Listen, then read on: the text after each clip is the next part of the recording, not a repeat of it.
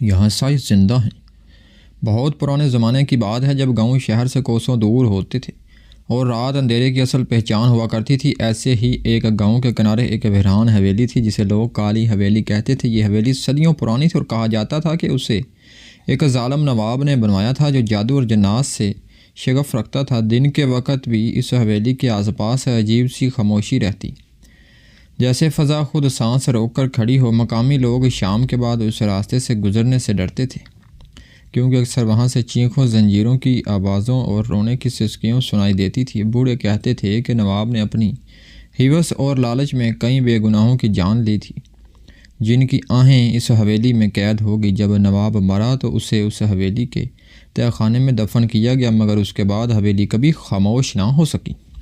وقت کے ساتھ ساتھ گاؤں کے لوگ بدل گئے، مگر کالی حویلی کا خوف نسل در نسل زندہ رہا۔ اسی گاؤں میں حارث نام کا ایک نوجوان رہتا تھا جو بہادر تو تھا مگر ضدی بھی بہت۔ وہ پرانی باتوں اور بزرگوں کی کہانیوں کو محض وہم سمجھتا تھا۔ ایک رات گاؤں کی محفل میں جب کالی حویلی کا ذکر ہوا تو سب کے چہرے خوف سے زرد ہو گئے، مگر حارث مسکرا دیا۔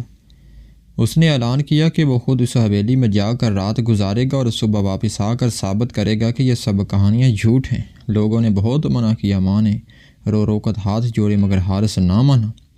رات کے اندھیرے میں وہ ایک لالٹین لے کر حویلی کی طرف روانہ ہوا۔ جیسے جیسے وہ قریب پہنچتا گیا ہوا سرد ہوتی گئی اور اس کے قدم بھاری ہونے لگے۔ درختوں کی شاخیں اس طرح ہل رہی تھی جیسے کسی نے انہیں زندہ کر دیا ہو۔ حویلی کا دروازہ آدھا کھلا تھا اور اندر سے ہلکی سی سرخی روشنی جھلک رہی تھی جو عام آگ جیسی نہیں لگتی تھی۔ حارث نے کانپتے ہاتھوں سے دروازہ دھکیلا تو وہ چڑچڑاتی آواز کے ساتھ کھل گیا۔ اندر داخل ہوتے ہی لالٹین کی لو مدھم ہونے لگی جیسے کوئی اندیکھی طاقت اسے بجھانا چاہتی ہو۔ فرش پر پرانے قدموں کے نشانات تھے، حالانکہ برسوں سے کوئی یہاں نہیں آیا تھا۔ دیواروں پر لگی تصویروں میں نواب کی آنکھیں حارث کا پیچھا کرتی محسوس ہو رہی تھی۔ اچانک دور سے زنجیروں کے گھسٹنے کی آواز آئی۔ حارث کا دل زور سے دھڑکا مگر اس نے خود کو سنبھالا اور آگے بڑھا۔ ایک کمرے میں داخل ہوتے ہی دروازہ خود بخود بند ہو گیا۔ کمرے میں ایک عجیب سی بدبو تھی جیسے پرانے خون اور گیلی مٹی ملی ہو۔ اسی لمحے کسی عورت کے رونے کی آواز آئی جو آہستہ آہستہ چیخ میں بدلنے لگی۔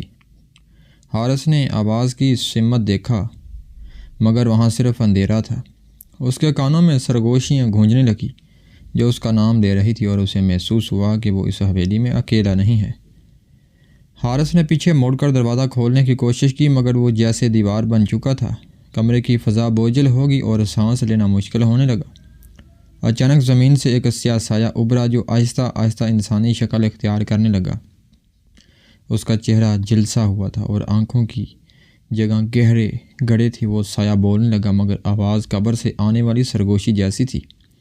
اس نے بتایا کہ یہ حویلی ان روحوں کی قید گاہ ہے جن پر نواب نے ظلم کیا تھا۔ جو بھی یہاں آیا اس کی روح بھی اس قید کا حصہ بن گئی۔ حارث کے قدم لرزنے لگے مگر اس کے جسم نے ساتھ نہیں دیا۔ اسی لمحے دیوار سے خون ٹپکنے لگا اور فرش پر ہاتھوں کے نشان ابھر گئے۔ ہر ہاتھ اسے پکڑنے کی کوشش کر رہا تھا جیسے وہ سب آزادی مانگ رہے ہوں۔ حارث چیخنا چاہتا تھا مگر آواز اس کے گلے میں ہی دم توڑ گئی۔ اچانک حارث کو نواب کی موجودگی کا احساس ہوا۔ ایک لمبا سا سایہ تخت پر بیٹھا تھا جس کے سر پر شاہی پگڑی تھی مگر چہرہ مکمل اندھیرے میں ڈوبا ہوا تھا۔ نواب کی آواز گونجی کہ جو سچ جاننے آتا ہے وہ کبھی واپس نہیں جاتا۔ حارث نے معافی مانگنے کی کوشش کی مگر نواب ہنسنے لگا۔ اس ہنسی سے پورا کمرہ لرز اٹھا۔ نواب نے ہاتھ اٹھایا تو حارث کے سامنے وہ تمام مناظر آ گئے جن میں سے بے گناہ لوگوں پر ظلم ہوا تھا۔ عورتیں، بچے، بوڑھے، سب کی چیخیں ایک ساتھ گونجنے لگی۔ حارث کا دماغ سن ہونے لگا اور اسے لگا کہ اس کی روح جسم سے نکل رہی ہے۔ اسی لمحے اس نے سچ دل سے توبہ کی اور رحم کی فریاد کی۔ اچانک کمرے میں ایک تیز روشنی پھیلی اور نواب کا سایہ پیچھے ہٹنے لگا۔ جب حارث کی آنکھ کھولی تو وہ حویلی کے صحن میں پڑا تھا۔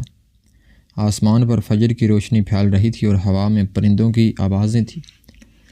وہ لڑکھڑاتا ہوا گاؤں کی طرف بھاگا۔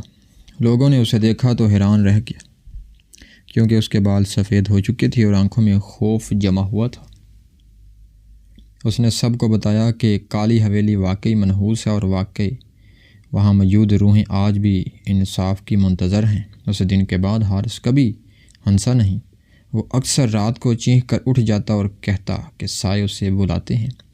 گاؤں والوں نے حویلی کے راستے کو ہمیشہ کے لیے بند کر دیا، مگر رات کے سناٹے میں آج بھی وہاں سے آہیں سنائی دیتی ہیں۔ کہتے ہیں کہ برسوں بعد بھی اگر کوئی مسافر اس راستے سے گزر جائے تو اس حویلی کی کھڑکی میں ایک نوجوان کا سایہ نظر آتا ہے جس کی آنکھوں میں خوف بھرا ہوتا ہے۔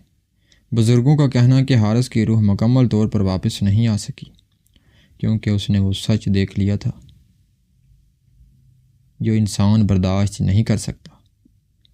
کالی حویلی آج بھی کھڑی ہے، وقت کی گواہ، اور ہر اس شخص کو خبردار کرتی ہے جو پرانے زخموں کو چھیڑنے کی کوشش کرے۔